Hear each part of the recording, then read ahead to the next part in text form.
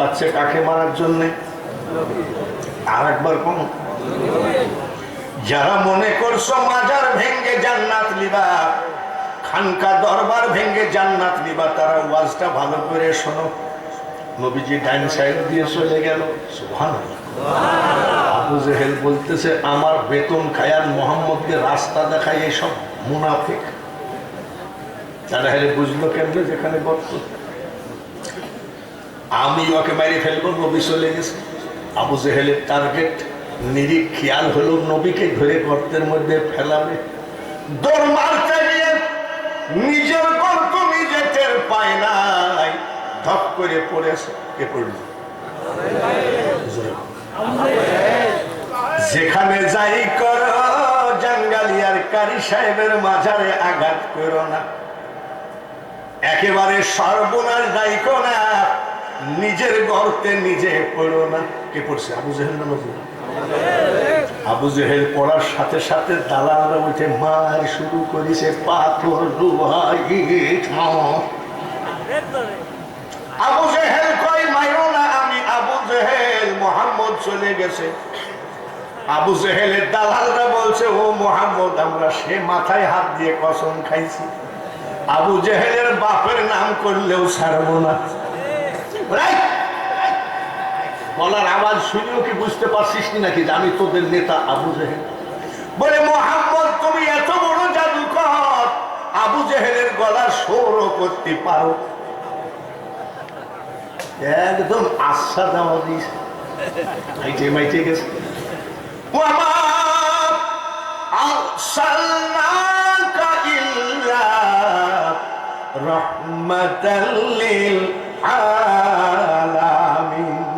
দয়ার নবী দূর থেকে আবু জেহেলের কানে আওয়াজ পাইছে, দৌড়ে এসে বলছে এই এখানে কে?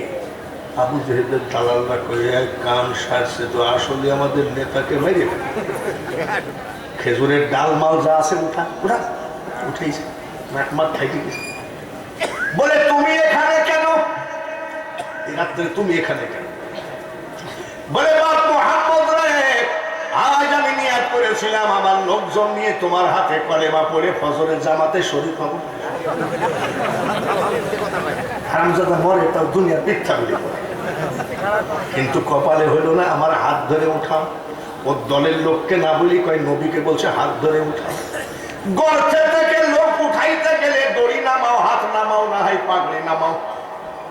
হাত নামায় দিয়েছে, আবু জেহেল হাত ধরে টানে, তোর জন্য নাক ফাটাইছি, মরলে তোকে নিয়েই মরব।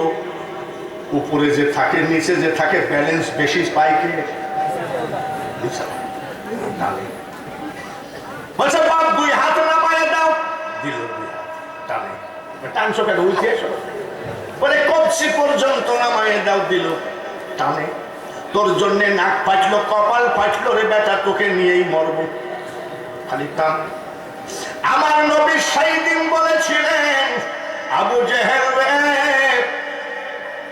আমার পরিচয়টা আগে জেনে নাও, তারপরে টানাটানি করো। বলে কি পরিচয়? বলে তোমার মতো আবু জেহেল দুই হাত ধরে টেনে গর্তে ফেলাবা, চোখ যদি থাকে রে আবু জেহেল দেখ দেখ, আমি মোহাম্মদের কোমর মাজা ধরে আছে ৭০,০০০ রহমতের ফেরেশতা। যাই করো তাই করে একটা কোদাল দিয়ে এখানে একটা কোপ মাইরে দেখো, আমার আল্লাহ ঘুমায় না। আর আমার আল্লাহ ওলি আল্লাহদের পক্ষে আছে কি নাই? আমার নবী ওলির পক্ষে না ওলির বিরুদ্ধে? হাদিসে লিখন আউলিয়ারা রহে জিন্দা, নাই তাদের মরণ। হাদিসের কথা আর কোরআনের কথা কারি সাহেব সম্পর্কে, ওলি সম্পর্কে আল্লাহ বলেন ওয়ালা তাকুলু লিমান ইউকতালু ফি সাবিলিল্লাহি আমওয়াত বাল আহইয়াউ ওয়ালাকিন লা তাশউরুন। একটা আল্লাহর ওলি আছে মুজাদ্দাদ আলফে সানি রহমতুল্লাহ আলাইহি। আকবর বাদশাহ চক্রান্ত করে জেলখানার মধ্যে ঢুকাই দিল। আকবর আকবর বাদশাহ ছেলে আবার করলো কি, একটা বাঘকে 1 মাস খেতে দেয় নাই। কতদিন? ক্ষুধার্ত রাখছে। 1 মাস না খাওয়া বাঘ। আল্লাহর ওলি মুজাদ্দাদ আল ফেসানি রহমতুল্লাহ আলাইহি যে জেলখানার ভিতরে আছে, বাঘটাকে ওই জেলখানার ভিতরে ঢুকাইয়ে দেব। হাড় হাড্ডি কলেজা ফেফসা মগজ ফগজ যা আছে ওই ক্ষুধার্ত বাঘ সবাই খেয়ে ফেলবে। আমাদের আকবর বাদশার ফ্যামিলির জন্য কোনো মামলা হবে না। দিয়েছে বাঘ ঢুকাইয়ে। বাঘ ঢুকাইয়ে তালা মারছে। আল্লাহর ওলিদের ভয় আছে নাকি? গ্যারান্টি দিয়েছে কে? সূরা ইউনূসের ৬২ নম্বর আয়াতটা আপনার ইমামকে বললেন যে তোমরা তো পীরের বিরুদ্ধে বলে এটা পড়ো, তো তসবিহ করতেছে। কতদিনের না খাওয়া বাঘ আর উনি তসবিহ করতেছে। নিরিখ ভুললে পারে যাবি রে মালা, পড়বি রে ভীষণ ফেরে, হইল না মন তাহারে। আপনার আমার জিকির আর আল্লাহর ওলির জিকির একই রকম নাকি? ওরা মওলার সাথে মিশে জিকির করে। 1 মাসের ক্ষুধার্ত বাঘ বসে তাকায় আছে। আল্লাহর ওলি কয়, কামরার ছেলে যখন নামাজটা পড়ি, নামাজ পড়তেছে, বাঘ পাশে বসে। ওরে কাঁচা মুন্সির দল, আজীবন পরের খালি পরের গীত গালি, মসজিদের মেম্বরে বসে আল্লাহর ওলিদের বিরোধিতা করিস, তোর বাপেরও ক্ষমতা নাই। এরকম বাঘ বসে আছে আর তুই নামাজ পড়বি, পারবে নাকি? এটা জোরে কোন ভাই? ওর কথা কি বলবো, কাঁচা মুন্সির কথা কি বলবো? আমি এত বড় আন্তর্জাতিক বক্তা, আমি পারবো না। আমি যদি নামাজে দাঁড়াই আর যদি দেখি বাঘ, তো দূরের কথা, এইরকম 3.5 হাত লম্বা, কি দেখবেন? বিসমিল্লাহির রাব্বিল আলামিন, বিসমিল্লাহ সূরা ফাতিহার মধ্যে ঢুকে গেছে। আর যদি দেখি মাল আমার দিকে আসতেছে, তখন বলে আলহামদু। খবরদার, যেখানে সেখানে দলিলবাজি করো না।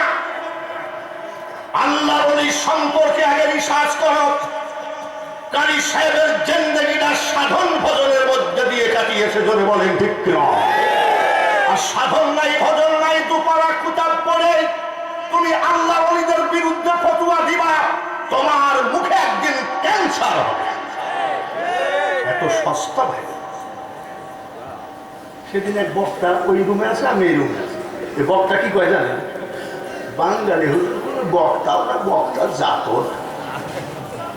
আমার রাগ হয়ে গেছে। এই ছেলে শুনো, তোমার বয়স কত? 27 বছর। বলে ওয়াজ করো কত বছর? বলে 3 বছর। ওয়াজ করে কয় বছর? 3 বছর। আমি যখন বক্তা হয়েছি তখন তো তোর মার বিয়েই হয়নি। এমন একটা টাইম আসবে, হাতের তালুতে আগুন রাখা যেমন কঠিন, ইমান রাখা তেমন কঠিন হবে। জাঙ্গালি আর কারি সাহেব হুজুরের ভক্তরা রে, খবরদার, সাবধানে সাবধানে পা ফেলাইতে হবে। কোন ইহুদি নাসারা এই বেঈমান যেন আপনাকে ঈমান হারিয়ে কবরে না নেয়। রাজি আছেন তো? কারি সাহেব হুজুরের কাছ থেকে ঈমান হারায় এরকম মুন্সি কিন্তু আছে। এবার নামাজ পড়তেছে, সুবহানাল্লাহ, মারহাবা। বাঘ চুপচাপ বসে আছে। কি জন্যে? আল্লাহ ইন্না আউলিয়াল্লাহি লা খাউফুন আলাইহিম, আল্লাহ 100% গ্যারান্টি দিয়েছে, ওলি আল্লাহদের কোনো ভয় নাই, চিন্তা নাই, টেনশন নাই। বাঘ বসে আছে। মুজাদ্দাদ আল ফিসালি রাহমাতুল্লাহ আলাইহি নামাজ আদায় করেন। আমার আল্লাহ বলে, বাঘ রে, একটা কথা শোন, তোর সামনে যে নামাজ আদায় করে এই মানুষটা আমার বন্ধু মানুষ, জোরে কোন মারহাবা। কামড়ানো তো দূরের কথা, তোর আঙ্গুলের আঁসুর যদি আমার গায়ে লাগে, আমার ওলির গায়ে লাগে রে, বুঝবি কত কষ্ট তোর কপালে আছে। আপনাদের কাছে জানতে চাই, কারি সাহেব হুজুর কি ভণ্ড পীর ছিলেন নাকি? আরো জোরে কোন। আমরা কারি সাহেব হুজুরকে মানি কি মানি না? না মানলে কি এই পলিথিনের ভিতরে বসে আছেন, বিয়ের বাড়িতে গেলে পলিথিন বিছাইয়ে দিলে পরের দিন এসে ছেলেকে বলতেন যে তালাক দে, তোর শ্বশুর পলিথিন বিছাইয়ে দিয়েছে।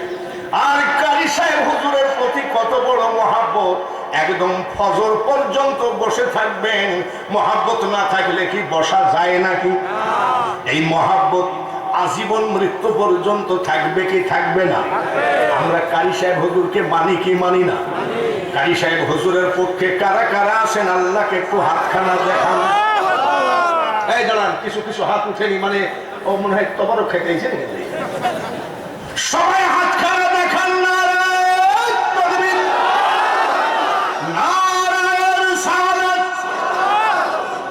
ওলি আল্লাহরা যেখানে, দুরূদ মিলাদ যেখানে, বড় পীর সাহেব যেখানে, কারি সাহেব হুজুর যেখানে, আলহামদুলিল্লাহ। মানলেন তো? মানলেন তো? হাত তুললেন তো? 10 বার হজ করেছেন, 32 বার আজমির জিয়ারত করেছেন। কতবার? 32 বার। ওই যে কি বলে কিছু বক্তা বলে, আমি 50টা দেশে ওয়াজ করেছি। খোদার কসম 50 দেশের নামও জানেন। আজকাল বক্তারা হয়েছে কিরম জানেন? ওই যে গাছড়া ওষুধ বেচে না হাটে, যদি না হয় আপনার জুতা আর আমার মুখ, এসব হকার হয়ে গেছে বক্তা। কিন্তু আমি গুনাহগার। 3.5 বছর আজমির শরীফে কি করেছি? আজান দিয়েছি, মুয়াজ্জিনের চাকরি করেছি। যারা যারা হাত তুলেছেন, এই হাতখানের জন্য আমি একটা দোয়া করব। সেটা হলো একটা দোয়া করব, সেটা হলো যতগুলো হাত কারি সাহেবের পক্ষে তুলেছেন, প্রত্যেকটা হাত যেন আল্লাহ তাআলা কাফনের কাপড় পরার আগে হজের কাপড় পরাই। সবাই বলে কততম? 40তম। এটাই কি শেষ না আরো হবে? কত হবে? 50তম, 60তম, 70তম, 80তম, 100তম, কিয়ামত পর্যন্ত হবে কি হবে? জোরে কম হবে। আচ্ছা, মুরিদকে কি বলে জানেন? রুহানি সন্তান। মুরিদকে কি বলে? মানে এখানে যারা যারা আসছেন সব কারি সাহেবের রুহানি সন্তান, ঠিক কিনা? আমি এখনো ওলি আল্লাহদের ওয়াজ শুরু করি নাই। আমি ওলি আল্লাহদের ওয়াজ শুরু করব যদি এখনো 2-2.5 ঘন্টাও লাগে। যারা কারি সাহেব হুজুরের পক্ষে হাত খানা দেখালেন, এটা কি মুনাফিকি না মুসলমানি হাত? জোরে কম। মাত্র 20টা মিনিট 41তম ইসালে সওয়াবের জন্য কিছু দান করতে হবে, পারবেন নাকি? বাড়ি চিন্তা করছে যে চল যায়, বাড়ি যায়। আমার পাগড়িটা আপনাদের সামনে বিছাইয়ে দিলাম, একটা মানুষও বসে থাকবেন না, একটা মানুষও বসে থাকবেন না। কারি সাহেব হুজুরের মাদ্রাসা, মারহাবা মারহাবা। এই জায়গা থেকে যদি একটা আলেম বের হয়, সে জীবনে কোনোদিন ওলির বিরুদ্ধে কথা বলবে না, সে জীবনে কোনোদিন মুনাজাত তুলে দিবে না, সে কোনোদিন কবর জিয়ারত তুলে দিবে না, সে কোনোদিন শবে বরাত থেকে দুর্গা পূজার মতো বলবে না। এই জায়গাতে একটা বিশাল মাদ্রাসা, যেন এটা এই পাশেই যেমন ইসলামিক ভার্সিটি, এমন একটা বড় মাদ্রাসা যেন আল্লাহ কারি সাহেবের খাতিরে কবুল করেন। জোরে বলেন আমিন। আমিন বলা সহজ, কিন্তু দান করা কঠিন। আজকে দেখব যে কারি সাহেবের পক্ষে যারা যারা হাত তুলল, সবই তো তুলেছে, আজকে দেখব যে টাকা দেয় কিনা। আমার পাগড়িটা বিছাইয়ে দিলাম, ওখানে বসে খালি ফেলাইয়ে দেন, খালি ফেলাইয়ে দেন টাকা। তাড়াতাড়ি চলে আসেন, আপনারা ফেলাবেন আর এরা আমার পাগড়ির উপরে দেবে। বাইরে আমার বন্ধুরা তাড়াতাড়ি উঠা লাগবে। বিরিয়ানি বলেন, পোলাও বলেন রে মানুষ, এখানে বসেন না, এখানে বসবেন, আপনি ফেলে দেবেন টাকা, সেই টাকা পাগড়ির উপরে দিবেন। এত বাংলা বুঝেন না, তাড়াতাড়ি আসেন বাবাজি। শুধু কারি সাহেবের পক্ষে হাত তুললে হবে না, পকেটের টাকা দিয়ে সহযোগিতা করতে হবে। এটা মাদ্রাসা হবে সুন্নি মাদ্রাসা, এটা ইউনিভার্সিটি হবে সুন্নি ইউনিভার্সিটি। তাই আপনি মনে রাখেন, পুলিশে টাকা নিয়ে গেল, ডাক্তারে টাকা নিয়ে গেল, উকিলে টাকা নিয়ে গেল, পকেটের পয়সা টাকা আজকে আল্লাহর ওলির দরবারে দিয়ে যান। আমি দোয়া করি ওই হাত যেন জীবনে টাকার অভাব না হয়। খুব তাড়াতাড়ি আসেন। একটু ওহাবিরা খারিজিরা যারা ওলি দেখতে পারে না, পীর দেখতে পারে না, তারা কিন্তু এখানে এসে বসে আছে, একেবারে সিসি ক্যামেরা লাগাই বসে আছে। দেখি তারা কি করে, তাদেরকে দেখা যাবেন। সুন্নিরা টাকার মায়া বুঝে না, সুন্নিরা বুঝে আল্লাহর ওলির মায়া। একটা মানুষও বসে থাকবেন না, মা থাকলেও খাইতো, বাবা থাকলেও খাইতো। 10টা টাকা হলো আজকে কারি সাহেবের মাদ্রাসায়, কারি সাহেবের দরবারে দান করে যান। এই মাহফিল যদি টিকায় রাখতে হয়, আয়রা কৃপণতা করলে হবে না। খুব তাড়াতাড়ি আশা লাগবে, যেদিন তোমার ডাক করিবে ওই কবর মাঝে শুইতে, আর জোগাড় কিছু না। দেখেন কারি সাহেবের রুহানি সন্তানরা কিভাবে দান করে। পাগল পারা হয়ে গেছে দান করতে করতে, এখনো 10 মিনিট হয় নাই, টেবিলে টাকা ধরার জায়গা নাই। আলহামদুলিল্লাহ, আল্লাহ তোমার পাগলের দল যেভাবে টাকা দান করলো, ওই হাতছাড়া জীবনে টাকার অভাব দিও না। আল্লাহ ছেলের সন্তানকে বসে ভাতে খাওয়ালো, যার মা কবরে, বাবা কবরে, কিয়ামত পর্যন্ত আল্লাহ কবরকে জান্নাতের টুকরা বানিয়ে দিও। তাড়াতাড়ি চলে আসেন বাবাজি। ওরে পাগলের দল, কত গাঁজা করে রাস্তা নেই, টাইলস দিলেন, টাকা দিলেন, সিমেন্ট দিলেন, চাউল দিলেন, ডাল দিলেন, আর অরিজিনাল আল্লাহর ওলির দরবারে এখন পকেটে টাকা আসে না। তাড়াতাড়ি চলে আসেন। আমি গতবার থেকে এইবার একটু বেশি খুশি হয়ে গেলাম যে বলার সাথে সাথে ভুইটিও পয়সা করে টাকা দিয়ে যায়। আর যতই দলিলবাজি করো না কেন, দেখো যারা কারি সাহেবের বিরুদ্ধে বলো, আমার কারি সাহেবের পাগলরা মক্কায় যেমন ভিড় লাগে, মদিনায় যেমন ভিড় লাগে, টাকা দেওয়ার জন্য তেমন ভিড় লাগিয়ে দিয়েছে। তাড়াতাড়ি আসেন। লা ইলাহা ইল্লাল্লাহ, আসেন সবাই। লা ইলাহা ইল্লাল্লাহ, লা ইলাহা ইল্লাল্লাহ মুহাম্মাদুর রাসূলুল্লাহ। এ কারি সাহেবের দরবারের স্বেচ্ছাসেবক ভাইরা, যদি মহিলা প্যান্ডেল থাকে তাহলে মহিলাদের ভিতরে একটা চাদর নিয়ে যান, একটা ব্যাগ নিয়ে যান। ও মা বোনেরা, আপনি বিধবা, আপনার স্বামী কবরে, আপনি দাঁড়ায় আসো, তোমার জন্য আসতে অসুবিধা হচ্ছে, লোকজন আসবে টাকা দিলে, তুমি হা করে তাকিয়ে আছো। তাড়াতাড়ি চলে আসেন। ও মা বোনেরা, আপনি বিধবা, আপনার স্বামী কবরে, আপনি এতিম, আপনার মা বাপ কবরে, আপনার শাড়ির আসলের 2টা টাকা দান করে হলেও একটু মা বাপের জন্য দান করে যান। তার কারণ এখানে মাদ্রাসা হবে না, আজকের দানটাকে বলা হয় সদকায়ে জারিয়া। যারা মাজার ভাঙবো, যারা ওলি আল্লাহর বিরুদ্ধে, এই তোরা তো সেলফি মারার দরকার কি না, বস না, ইয়ার কি টাকা দেখিস, ওলি আল্লাহর টাকার অভাব আছে না, এ তো খুচরা টাকা। তাড়াতাড়ি চলে আসা লাগবে। কি জন্য চলে আসবেন? এ দুনিয়া দেখতে সুন্দর, মানুষ শুধু মায়ার ঘর। আইসো একা, যাইবা একা, কিসের অহংকার বলো, কিসের অহংকার? এইবার সেলফি মার কত পারিস, এবার সেলফি মাইরে ফেসবুকে দেখ। জাঙ্গালিয়ার কারি সাহেব কত বড় আল্লাহর ওলি, দেখ দেখার বোঝা পড়ে গেছে, জোরে কোন মারহাবা। আল্লাহ তারা যারা টাকা দিয়েছেন, টেবিলে টাকা ধরছে না, এর নাম আল্লাহর ওলি। আর তোমরা ওলি মানো না, মাজার মানো না, পীর মানো না, ছোট ছোট বাচ্চাদেরকে লাগাইয়ে দিয়েছ দানকারীর মা বাপের আল্লাহ। সারাদিন চৈত্র মাসের রোদে মাদ্রাসার ছেলেরা আদায় করেছে 700, মালিকারা নিয়ে গেছে 550। এই হলো তোমাদের ফোটানি।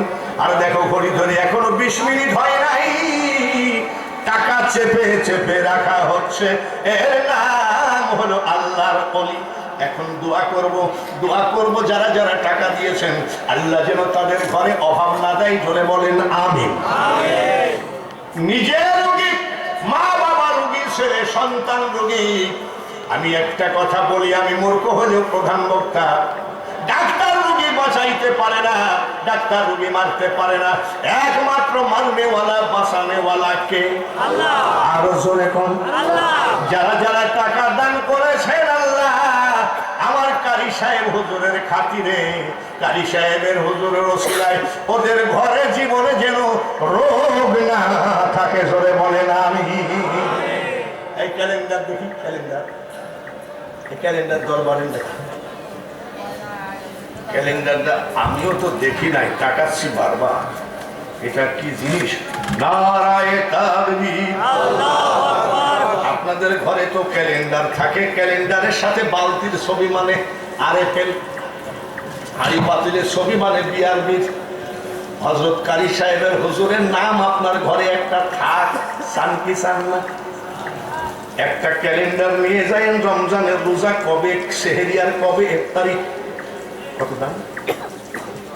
মাত্র 10 টাকায় একটা ওলির নাম ঘরে থাকবে রে। পাশের বাড়িতে আগুন লাগলেও আপনার ঘর ওইভাবে পড়ে থাকবে। 10 টাকা করে ওখানে একজন বসেন, 10 টাকা করে একটা একটা করে ক্যালেন্ডার নিয়ে যান। ঘড়ি দেখা লাগবে না, আজানের দিকে তাকায় থাকা লাগবে না।